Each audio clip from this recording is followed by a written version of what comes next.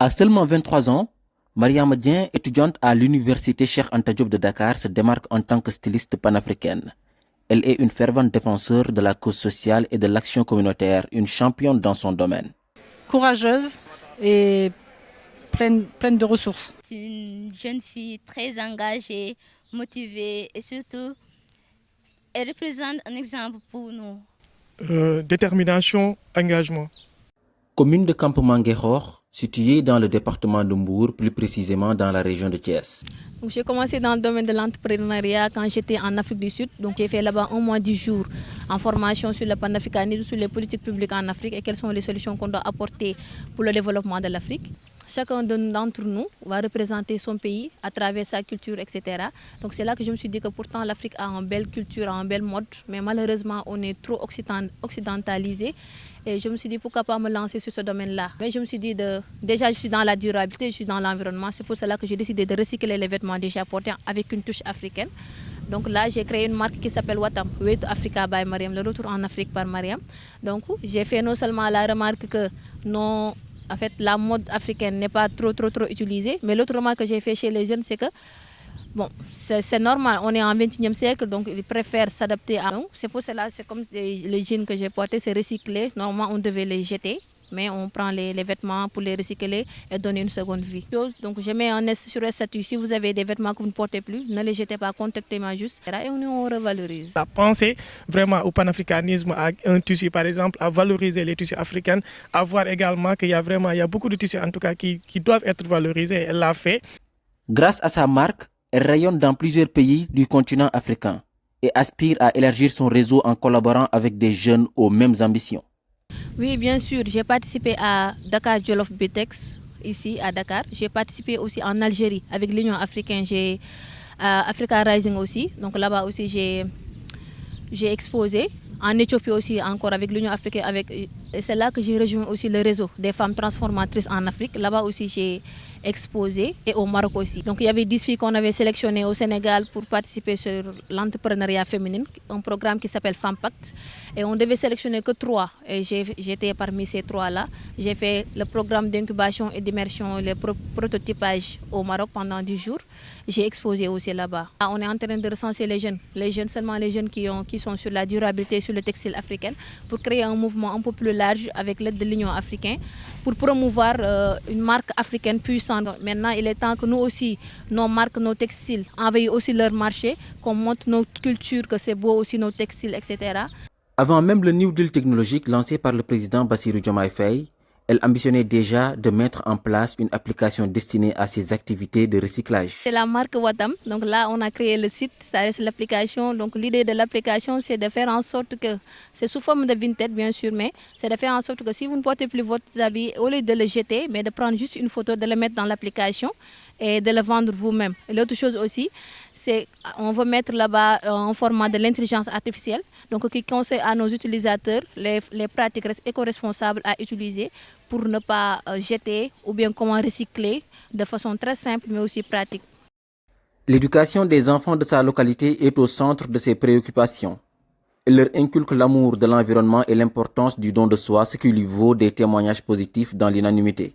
Alors Mariam, je l'ai connue par le biais de GIF Afrique, qui est notre association partenaire sur Ngueror. Et je la connaissais même un petit peu avant par le biais de sa maman, qui travaille dans une école sur Ngueror. Alors je dirais que c'est une personne assez exceptionnelle parce que c'est une jeune fille très mature qui comprend très vite toutes les problématiques qui peuvent se poser au Sénégal et qui cherche des solutions qui sont parfois inédites. Elle a complètement adhéré à notre projet de tutorat qui consiste à mettre en relation des entrepreneurs et de jeunes aspirants à la création d'entreprises. Et elle fait partie du projet d'ailleurs. Et pour le coup, effectivement, elle a des réponses très pertinentes et un regard très sans illusion, mais en même temps persuadée qu'elle peut faire quelque chose, qu'elle peut aider sa communauté. Je travaille avec elle depuis 1 an. C'est une somme de moments qui font qu'effectivement j'ai pu avoir le sentiment d'avoir affaire à quelqu'un qui est vraiment très très engagé, qui a envie de faire des choses pour sa communauté, pour les jeunes, aussi. Et ben là, ce que je viens de voir, par contre, l'expérience cet atelier pour l'environnement me montre à quel point les jeunes croient en elle et la suivent sans vraiment se poser de questions, parce qu'ils sentent en elle quelqu'un qui est vraiment très engagé et qui va les aider, qui va les soutenir. C'est une jeune fille très engagée, motivée et surtout, elle représente un exemple pour nous en tant qu'élèves. Surtout, elle est passée d'abord par le lycée avant de devenir ce qu'elle est aujourd'hui. Donc, toutes ces activités qu'elle mène au sein de notre établissement, ce n'est qu'une fierté pour nous. Et surtout pour les jeunes filles. C'est une source de motivation qui nous prouve que nous pouvons faire plus. Et nous pouvons dépasser aussi certaines étapes. Et elle nous montre aussi la voie. Donc, toutes ces activités qu'elle mène au sein de notre établissement, c'est une initiative vraiment très bien. Donc, nous la remercions et nous l'encourageons aussi. Et nous lui disons de continuer dans cette voie-là, parce qu'elle représente plus qu'une sœur pour nous. Partager beaucoup de moments agréables avec elle. C'est un projet qu'elle mène avec notre environnement, avec le gouvernement scolaire. On est encore ici à l'école pour une autre activité qui consiste à construire des bancs écologiques qui peut nous aider surtout avec beaucoup d'élèves. Parce que dans le lycée, on a beaucoup d'élèves et les bancs ne sont pas suffisants. Parfois, quand on sort pendant la récréation, on n'a pas où s'asseoir. Peut-être que d'autres bancs sont pleins, les élèves sont obligés de se tenir debout ou de se mettre devant les classes, alors que parfois il y a certaines classes qui font cours. Ce sont des bancs écologiques qu'on utilise. Donc ces bancs écologiques-là, on y met des déchets, les déchets textiles, les déchets plastiques, les déchets que les élèves jettent ou bien les poubelles. Donc on y met dedans avec les gravats, tout ce qui traîne, on met dedans pour revaloriser. En plus, les pneus, la plupart on ne les achète pas, on nous les offre. La plupart aussi, on demande aux élèves, si vous trouvez des pneus dans la rue, amenez et on en recycle. L'environnement ici, on se sent bien, on est productif, etc. Moi, parce que si je suis dans un environnement propre, vert, ambiant, on sent que déjà ça booste la créativité. Tous les élèves doivent faire comme elle. Elle est revenue dans son école, participer dans les activités et surtout développer son école. Mon père, il est environnementaliste, il est éducateur, il est formateur, il est animateur. Donc, ce n'est pas étonnant que je m'engage dans ce milieu-là, sur ce domaine-là, parce que j'ai été aussi formée par lui, bien sûr. Je dirais que aussi je l'ai trouvé sur lui. Et ma mère aussi, elle est éducatrice, elle est dans les écoles avec les enfants, donc on fait les reboisements, etc. à chaque fois. Les défis qu'on rencontre, c'est la plupart du temps, peut-être nos autorités locales n'ont pas encore compris le travail qu'on mène sur le terrain. Là, je suis dans le programme Agir Youth Lab, qui est un programme qui se passe dans 6 pays africains, dont je suis ambassadrice pour la région de Thiès, nous sommes 3. Et là, on doit mener 10 activités dans la région de Thiès. Donc là, on a construit 25 bancs écologiques dans l'école élémentaire Issa Sagne pour les enfants qui sont là-bas. Et ce sentiment aussi, ça a été super parce que les enfants s'assoient sur les briques, sur le mur, etc. Donc quand on a fait cette remarque-là, on a décidé d'aller là-bas apporter une solution, des bancs écologiques avec des triangles, etc. Et les enfants ont été vraiment contents. Donc là, on doit mener 10 activités sur le terrain dans la région de Thiès. Donc cette activité concerne Saly, Nguékokh, Mbour, Thiès, Tivaouane. Le défi, c'est comment faire en sorte d'amener les jeunes à créer ensemble, à cohabiter, à travailler ensemble, à créer des solutions durables, développer leur quartier, leur communauté. Donc l'idée, c'est de prendre la communauté, le quartier, etc., mais de trouver une solution ensemble, parce que ce qui se fait sans moi, se fait contre moi. Sa passion pour un avenir meilleur se reflète dans ses initiatives. Bon, ce qui m'a poussé à m'engager déjà dans le social et sur l'engagement communautaire, c'est le ressenti qu'on a lorsqu'on a fait quelque chose de bien pour les autres, lorsqu'on a apporté des solutions sur des problèmes qui existaient déjà et que pour la communauté, que je me suis engagée sur ce domaine-là, ce volet-là, grâce à un ami. Donc j'ai intégré l'organisation GIF Afrique, Jeunesse Interconnectée et Fusionnée d'Afrique, villageois, à travers lui. Effectivement, elle était passée au bureau pour faire des photocopies et que d'autant plus que je travaille sur des organisations citoyennes. On s'est rencontrés, j'ai fait les photocopies. Après, elle est revenue également.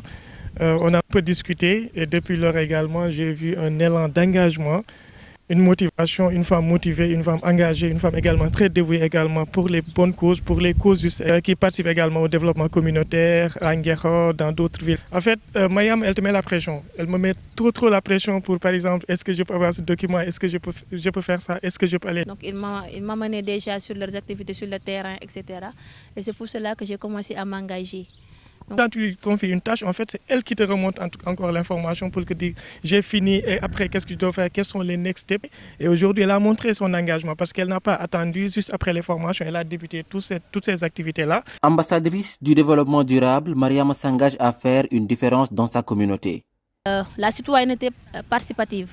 Donc c'est comme ça qu'on utilise cet outil de sensibilisation financière, de mobilisation financière pour avoir des fonds. Par exemple, dans ce lycée-là, les salles, ils ont cotisé 100 francs, parce qu'on pouvait très bien sûr, aller chercher des partenaires, trouver l'argent, venir faire cette activité et partir. Mais ça ne va pas être intéressant. Parce que si chacun donne ça à 100 francs, donc ils vont savoir qu'avec peu de choses, on peut changer un visage de quelque chose. Avec peu de choses, on peut développer quelque chose.